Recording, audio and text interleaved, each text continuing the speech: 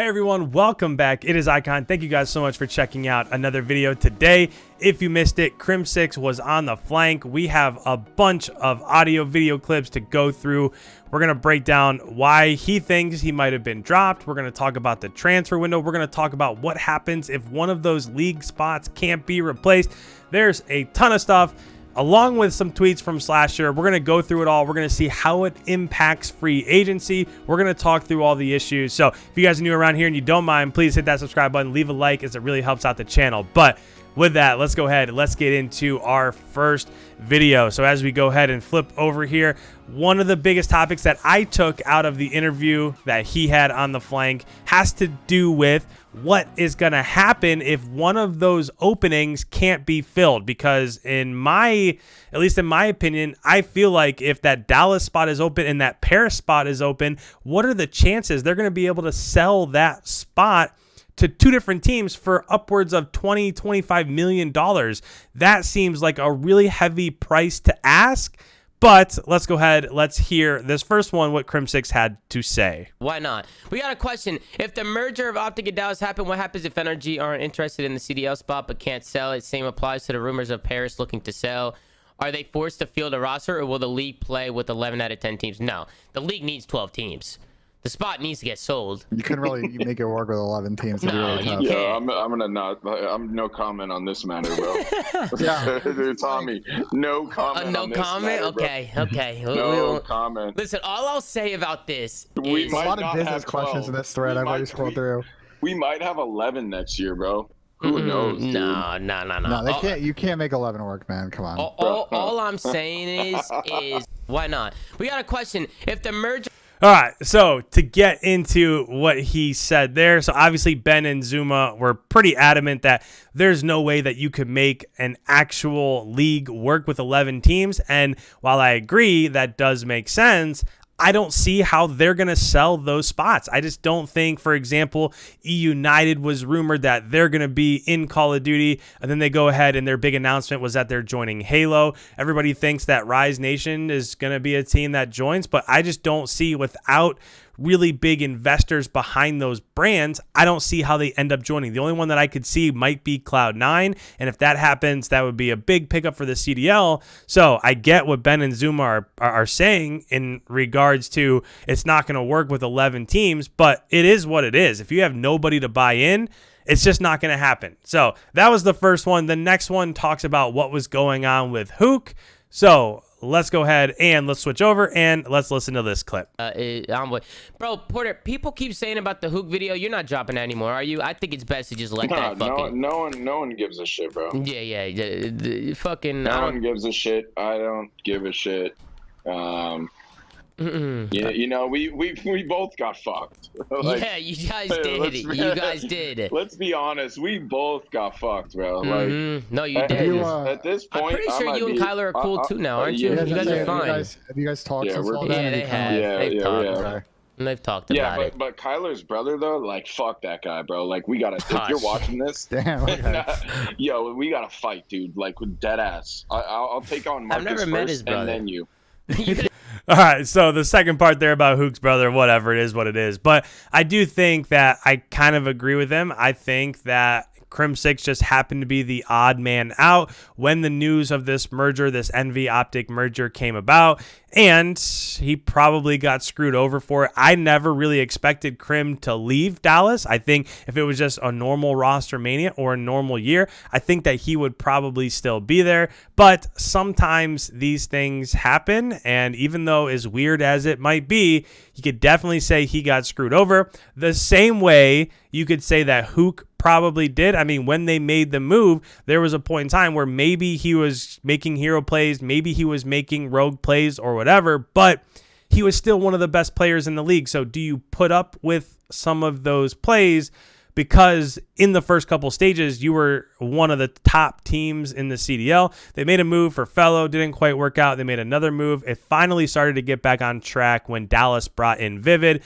but at that point, it was almost too late. So I agree, Huke probably got effed over, was probably forced out the same way that Crim was. So is what it is. Let's go ahead and let's talk about one of the reasons why CRIMSIX might have been dropped. Let's go ahead. Let's listen in. Well, that was one of the reasons that I was given as to why I got dropped. That you were Really? torching time? Yeah. But then there's let's just say this. I'm not going to say who it is, who I think number one is, and I think the whole league would agree. But let's just say the fucking irony in this situation, because in my opinion, I got dropped for the number one torture.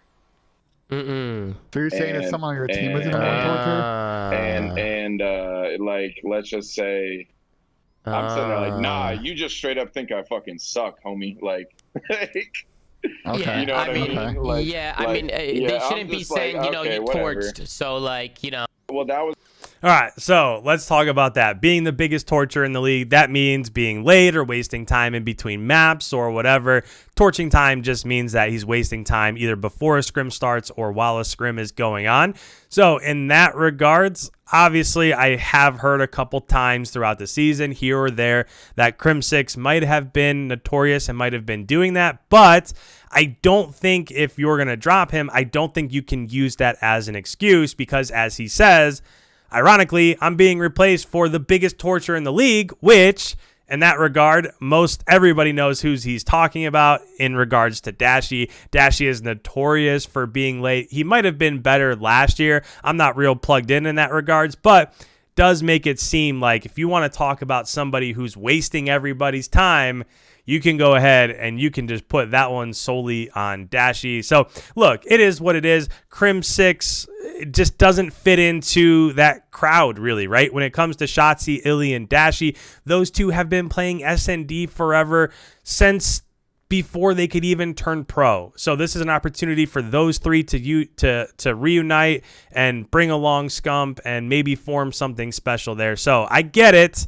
But just be honest with the guy, right? Last one we want to talk about is maybe what's kind of going on during this transfer window. Like, how are people being treated? What is the likelihood of them being picked up on another squad? So one more clip here. Let's go ahead. Let's listen into Crim. And like, I don't know. Like, so when you guys see the unrestricted versus restricted, like, I think it's bullshit. Like, if an org has no intention of starting you and playing, like, you know, actually using your talent, right? You should be unrestricted, and the league needs to fucking step in and like stop this shit, dude. Because it's like, dude, because the situations are with the restricted people, right? Their buyouts are high, or they have buyouts, and those buyouts directly impact the player's salary for the next year. Yeah, like no matter where I go, I'm getting a price or not a price cut, a salary cut. Yeah, and it's probably significant. And it's straight up bullshit, bro. Because they're like, you know, Empire's they have no reason to start me, you know. But it's like, I don't really blame Stro or anyone like that because everyone's doing it. And I think the league needs to stop and like.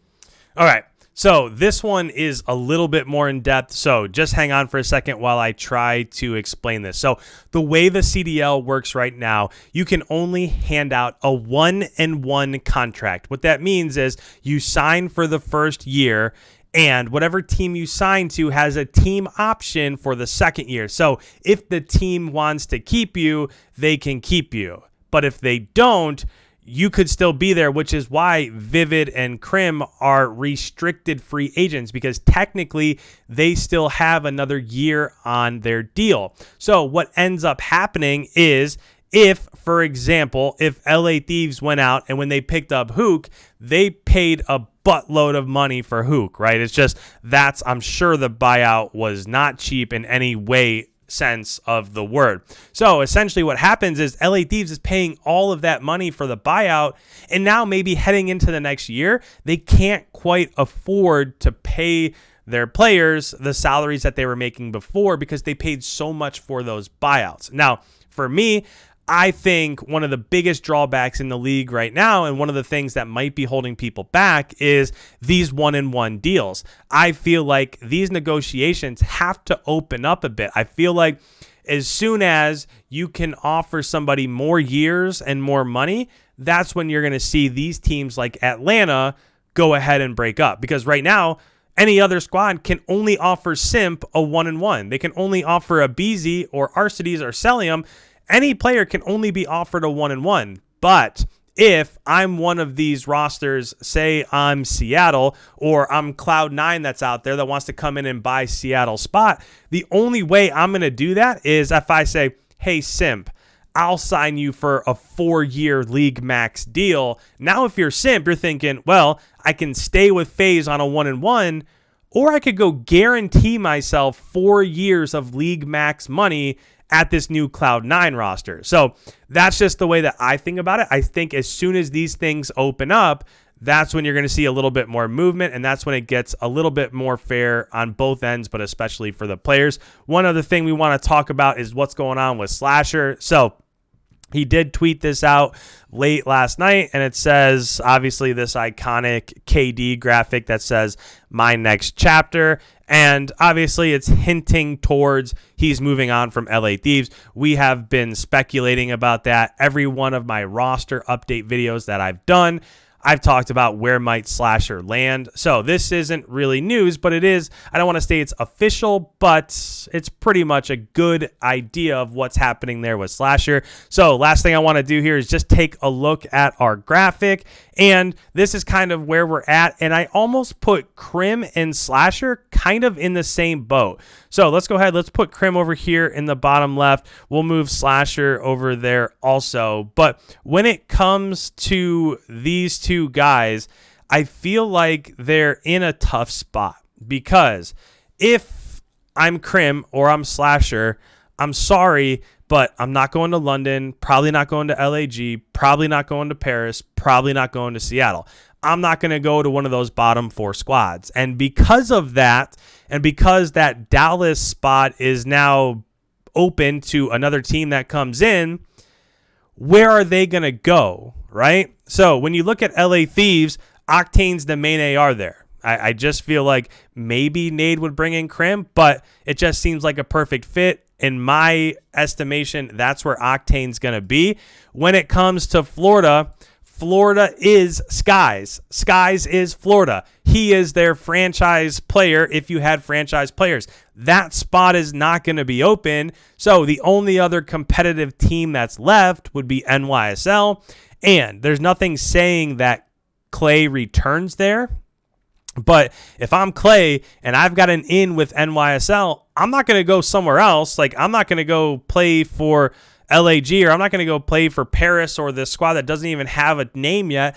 I'm going to stick with NYSL if I have the option to do that. So I really feel like Slasher and Crim are in the same boat in terms of if they want to play next year, they're either going to have to, CRIMSIX is going to have to do something like this, where he signs on board and him and Clay are on the same team, which, as we've said before, if it's a 3 SMG meta, this squad is chalked. There's no way that they can compete with Celium or Cammy or Dashy with an SMG in their hands, or Priesta. It is not going to happen. So he can do that, or the only other option that they have that might be respectable is to join one of these orgs that might be coming in and starting from the bottom.